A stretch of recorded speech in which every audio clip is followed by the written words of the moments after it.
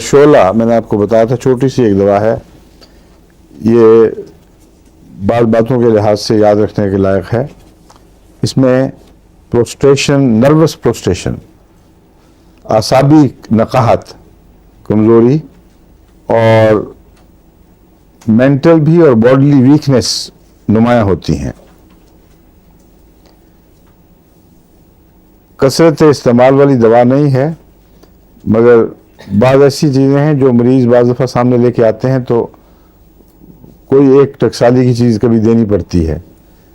تو اعصاب اگر رہ جائیں اور ان میں کمزوری محسوس ہو اور عموماً بدن میں نقاہت ہو اور ذہنی طور پر بھی نقاہت محسوس کرے مریض، تو بعض صرف یہی آ کے بتاتے ہیں کہ ہمیں یہ کمزوری بڑی ہے، یا بعض دوسری بیماریوں کے ساتھ ہی شروع ہو جاتی ہے۔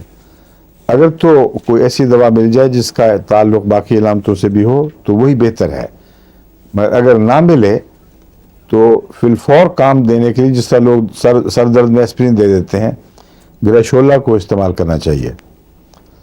اس کے اندر ایک اور چیز بھی ہے، آنکھوں میں بھی بے چینی، اور جیسے کوئی بعض دفعہ کوئی ذرہ پڑ جائے تو رڑک پیدا ہو جاتی ہے نا ایک قسم کی، اس قسم کی اریٹیشن آنکھوں میں پیدا ہو جائے تو اس کا بھی گریشولا اچھا علاج ہے۔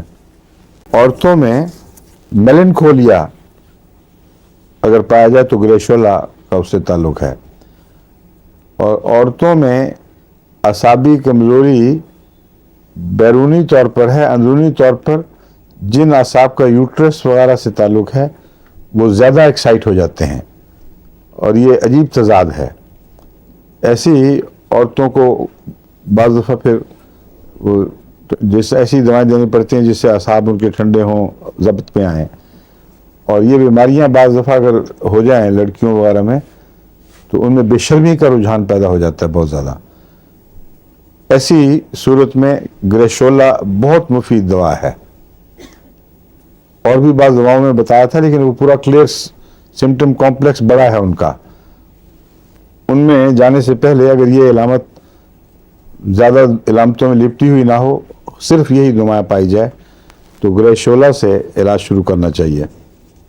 مزاج پرسٹیلا سے کہا ہے گرمی سردی کے لحاظ سے، اور سائیڈڈنیس کے لحاظ سے یہ لیکسس سے ملتی ہے، بائیں طرف، ٹرینٹولا کے اپوزٹ۔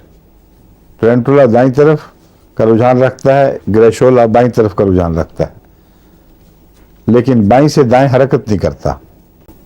اگر میدے میں تکلیف ہو، بعض دفعہ اس کا نزلہ میدے پہ پڑتا ہے، یعنی اگر نزلے میں بھی کام آنے والی دوا ہے، لیکن جب میدے پہ نزلہ پڑتا ہے تو سپیزمز پیدا کرتا ہے، میدے میں اچانک بل پڑنے کا احساس اور سکڑ جانے کا۔